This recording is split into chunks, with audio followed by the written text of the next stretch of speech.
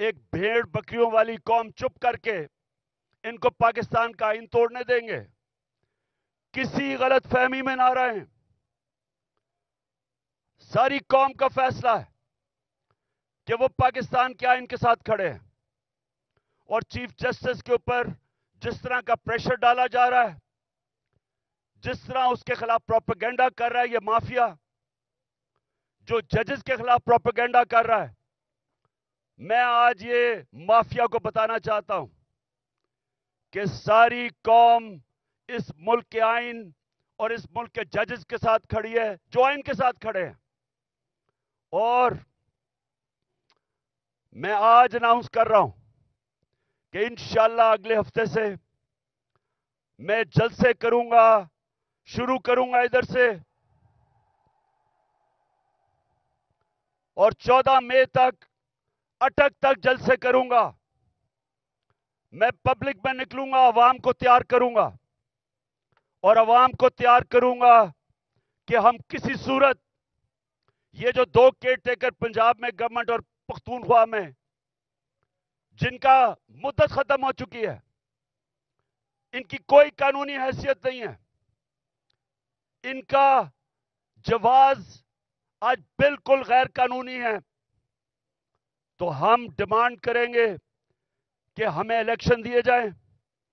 پنجاب کا election announce ہو چکا ہے، اس کی کیمپین شروع کر رہا ہوں.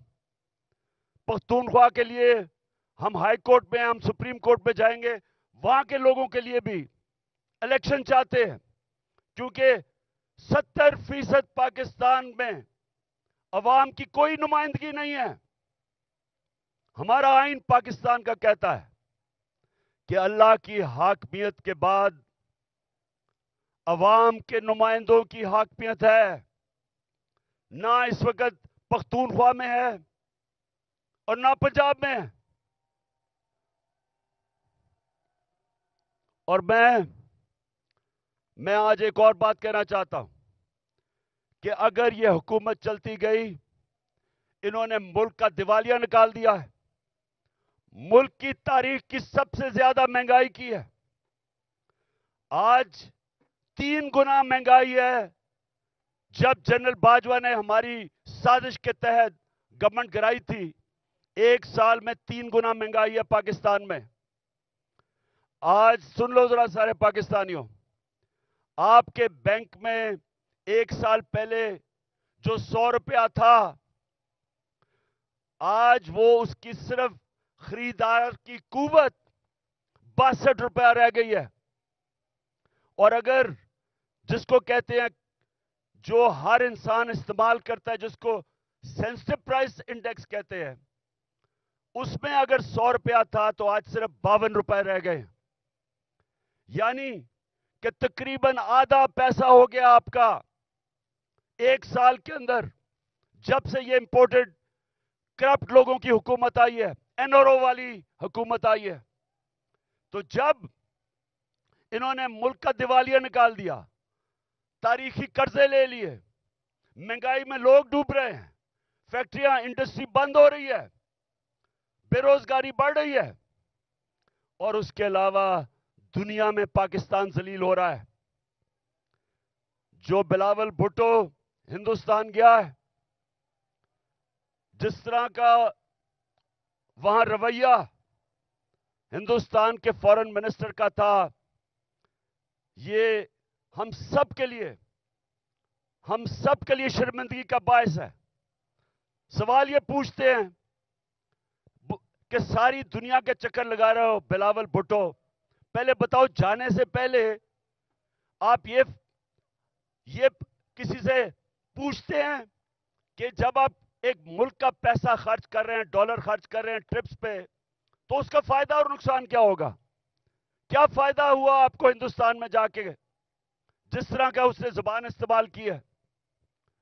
اور میں آج ہندوستان کے فارن منسٹر کو بھی کہنا چاہتا ہوں کہ کیا آپ میں کوئی تہذیب نہیں؟ کیا آپ میں کوئی ایٹیکیٹ نہیں کہ ہمارے آپ کے ملک میں ایک مہمان آتا ہے، یا تو اس کو بلائیں نا، لیکن بلا کے اس طرح ذلیل کرنا، یہ ہندوستان پہ ریفلیکٹ کر رہا ہے. یہ آپ کا جو تکبر ہے، میں نے یہ جو تکبر آپ میں دیکھ رہا ہوں، یہ یاد رکھیں کہ اللہ کا قانون ہے کہ جو طاقتور ہے وہ ہمیشہ طاقتور نہیں رہتا، اور جو کمزور ہے وہ کمزور بھی ہر باری نہیں، ہر وقت نہیں رہتا. انشاءاللہ ہمارا ملک اٹھے گا اور قانون کی حکمرانی کے اوپر ہم کھڑا کریں گے، رول آف لا پہ اس قوم کو کھڑا کریں گے اور انشاءاللہ ایک عظیم ملک بنائیں گے. لیکن اس سے پہلے ملک میں الیکشن کی ضرورت ہے. اس ملک میں الیکشن ہو، عوام کے نمائندے اوپر آئیں. یہ جو گھس بیٹھی ہے سازش کے تحت، پیسے چوری کے پیسے سے لوگوں کو خرید کے، اور یہ جو اوپر آ کے بیٹھے ہیں، یہ جب تک ہے ملک نیچے جاتا رہے گا. یہ جو جنرل باجوہ نے تحفہ دیا ملک کو، جو اس ملک کو تباہی، جو جنرل باجوہ نے ملک سے کیا ہے، کوئی دشمن بھی نہیں کر سکتا تھا. کوئی دشمن ایک سال میں پاکستان کو وہ نقصان نہیں پہنچا سکتا تھا جو جنرل باجوہ پہنچا کے گیا. اور یہ جو شہباز شریف ہے، میں سے سوال پوچھتا ہوں کہ تم برطانیہ کیا کر رہے ہو؟ تم جو برطانیہ چلے گئے ہو، آپ کے پاس ٹائم اتنا زیادہ ہے؟ کیا آپ کو پتا نہیں کہ یہاں 2 دن پہلے 6 ہمارے فوجی شہید ہوئے، 7 پارا چنار میں ٹیچر کو انہوں نے گولیاں ماری. مہنگائی تاریخی ہے. ان حالات کے اندر تم کیسے ملک چھوڑ کے وہاں چلے گئے؟ کیونکہ پیسہ تمہارا باہر پڑا ہے، بھائی تمہارا مفرور باہر بیٹھا ہوا ہے، بزنسز آپ کی باہر ہیں، بچے آپ کے باہر ہیں، آپ کی بزنسز، بچے، آپ کے علاج، سب کچھ ملک سے باہر ہے. تو ملک صرف پیسہ بنانے کے لیے آتے ہیں. اس لیے میں سارے پاکستانیوں کو آج کہہ رہا ہوں کہ دیکھیں، اب جو آج پاکستان میں حالات ہیں، یہ سمجھ جائیں کہ قوم کا وقت آ گیا ہے کہ باہر نکلنے کا. میں نکل رہا ہوں، جان کو خطرہ ہے. 2 دفعہ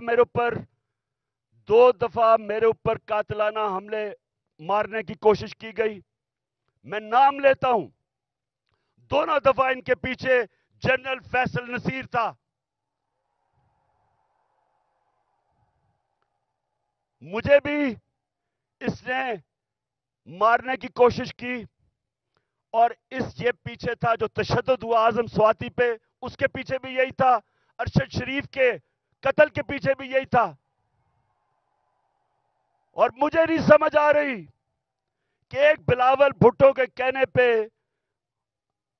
جنرل باجوہ نے کراچی کے اندر ایک سیکٹر انچارج ISI کا تبدیل کر دیا. ہم یہاں 1 سال 8 مہینے سے اس آدمی کا ظلم سہ رہے ہیں. کیوں نہیں اوپر خبر جا رہی کہ جناب یہ ملک کو نقصان پہنچ رہا ہے، یہ جو حرکتیں کر رہا ہے یہ کوئی آدمی نہیں کر سکتا جو اس ملک سے پیار کرتا ہے. ہمیں ایسے کیا جا رہا ہے جس طرح ہم کوئی دشمن ہے.